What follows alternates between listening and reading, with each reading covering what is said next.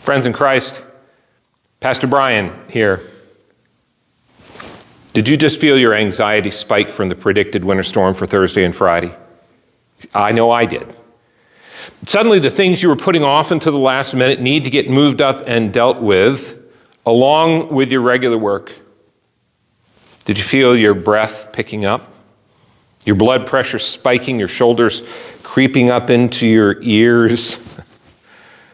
Well, then it's good that you've been joining us for our midweek Advent services, as we've learned some practices to help us deal with such things, as well as to be open to the holy disruption Jesus brings into our lives.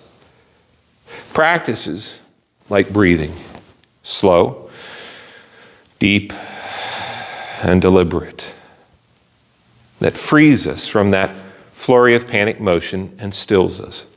The practice of releasing those things that crowd out Jesus. My panic has helped me to remember that Christmas is not about presents for others, the perfect spread to eat, but rather about the gift of Emmanuel, God with us in the form of Jesus. And so even as I will attend to those other things, I can release those things that might not get done before Saturday. And then, calmed by our breathing, emptied by our releasing, we are open to receive the wonderful gift we are given by God, that we've already been given.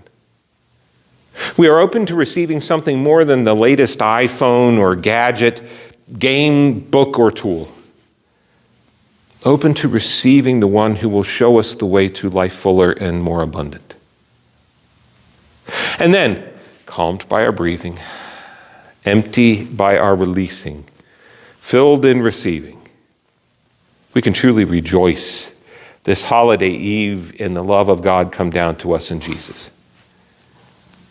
I invite you and your family to join us tonight, Wednesday, for our final Advent midweek service at 7 o'clock p.m. And then join us as we welcome the newborn King on Saturday, Christmas Eve at 4 and 6:30. There will be special music by our Christmas band, our jubilation ringers and singers, our organist Debbie, all of that starting about 30 minutes prior to each service. We also invite you and your family to join us in your pajamas on Christmas morning. Just roll out of bed and come on over at 9 o'clock a.m. for a service of celebration and song. And whether you're able to join us or not, I pray that your Christmas is filled with peace, joy, and the presence of God and Jesus Christ made real in your life and the life of your family. Merry Christmas and God's blessings.